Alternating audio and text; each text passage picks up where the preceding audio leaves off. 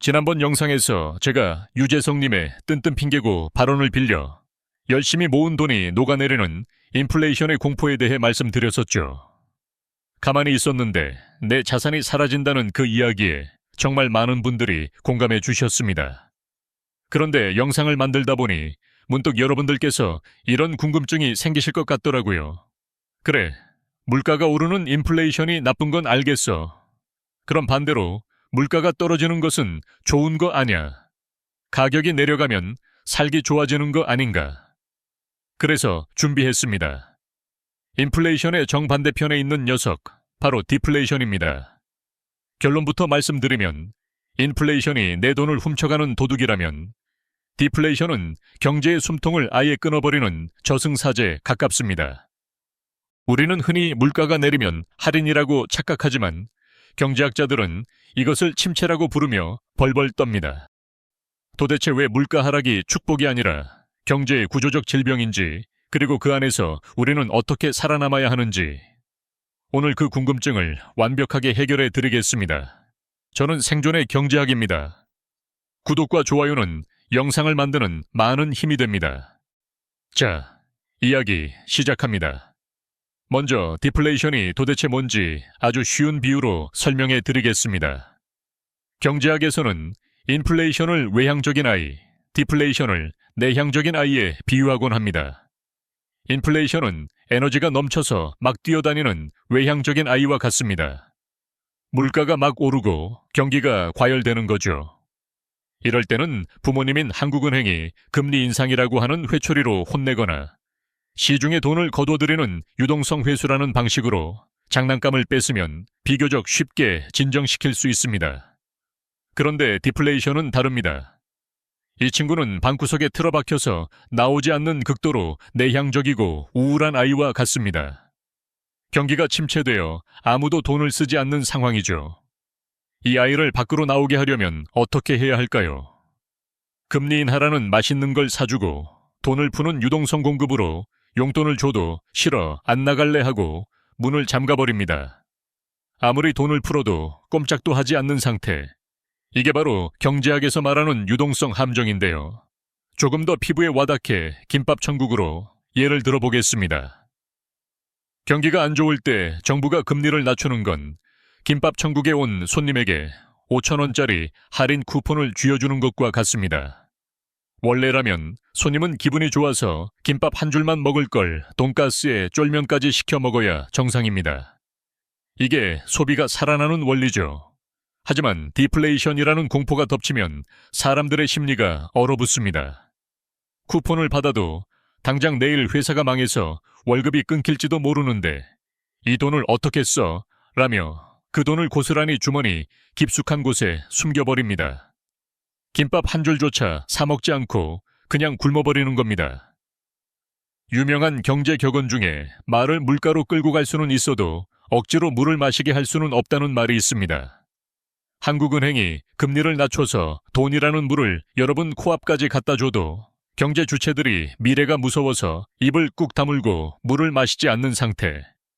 돈이 돌지 않고 동맥경화처럼 꽉 막혀버리는 이 현상 때문에 디플레이션 탈출이 그토록 어려운 겁니다.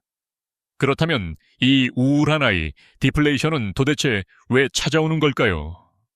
크게 두 가지 구조적인 원인이 있습니다. 첫 번째는 바로 늙어가는 사회, 노령화입니다. 사람이 나이가 들면 소비 패턴이 어떻게 바뀔까요? 은퇴를 하고 소득이 줄어드니 지갑을 닫습니다. 새 차를 뽑거나 새 집을 사거나 비싼 옷을 사 입지 않습니다. 병원비 말고는 돈 쓸 일이 확 줄어들죠. 사회 전체적으로 노인이 많아지면 물건을 사줄 사람이 사라집니다. 수요가 쪼그라드는 겁니다. 두 번째는 기업들의 착각과 과공급입니다. 기업들은 과거의 데이터로 미래를 예측합니다. 작년에도 이만큼 팔렸고 재작년에도 잘 팔렸으니 올해도 많이 만들어야지 하고 공장을 풀가동합니다. 그런데 막상 뚜껑을 열어보니 사람들의 주머니 사정이 안 좋아져서 물건이 안 팔립니다. 창고에는 재고가 산더미처럼 쌓이죠. 이게 바로 과공급입니다. 재고를 처리하려면 어떻게 해야 합니까?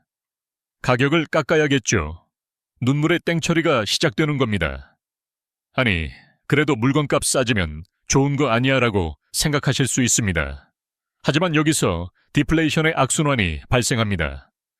여러분이 TV를 사려고 하는데 오늘 사면 100만 원이고 다음 달에 사면 90만 원이 된다고 칩시다. 여러분이라면 오늘 사시겠습니까? 아니죠. 기다릴 겁니다. 내일 사면 더 싼데 왜 지금 사?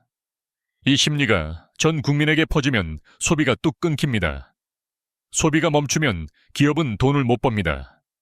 매출이 줄어든 기업은 투자를 멈추고 가장 먼저 비용을 줄이기 위해 사람을 자릅니다. 실업자가 늘어나면 소득이 줄어들고 소득이 줄어드니 소비는 더더욱 줄어듭니다. 물가는 계속 떨어지고 경제는 쪼그라드는 빠져나올 수 없는 늪에 빠지는 겁니다. 자, 그럼 여기서 냉정하게 현실을 짚어봐야 합니다. 지금 대한민국이 디플레이션이라는 겁니까? 정답부터 말씀드리면 아직은 아니다입니다. 팩트 체크를 확실히 하자면 우리나라는 건국 이래 통계적으로 단 한 번도 연간 기준 마이너스 물가를 기록한 적이 없습니다. 지금도 마트 물가는 오르고 있고 버스비도 올랐죠. 수치상으로는 여전히 인플레이션의 시대가 맞습니다. 그런데 제가 왜 오늘 굳이 이 무시무시한 저승사자 이야기를 꺼냈을까요? 지금 우리 경제가 디플레이션이라는 늪의 입구에 서성이고 있기 때문입니다. 우리는 지금 아주 기이한 현상을 목격하고 있습니다. 물가 수치는 오르는데 사람들의 심리는 이미 디플레이션 상태입니다. 마트 물가는 비싼데 사람들은 돈이 없어서 지갑을 닫습니다. 집값은 비싼데 거래는 꽁꽁 얼어붙었습니다. 이것은 디플레이션은 아니지만 경제의 활력이 죽어가는 스태그네이션의 강력한 신호입니다. 전문가들이 한국이 일본에 잃어버린 30년을 따라가고 있다고 경고하는 이유가 바로 이 디플레이션적인 심리 때문입니다. 특히 우리나라는 전 세계에서 가장 빠른 고령화라는 시한폭탄을 안고 있습니다. 앞서 말씀드렸듯 늙어가는 사회는 필연적으로 소비가 줄어드는 수축 사회로 가게 됩니다. 지금 당장은 아니더라도 머지않은 미래에 우리는 물가 하락과 경기 침체가 동시에 오는 진짜 겨울을 맞이할 수도 있다는 뜻입니다.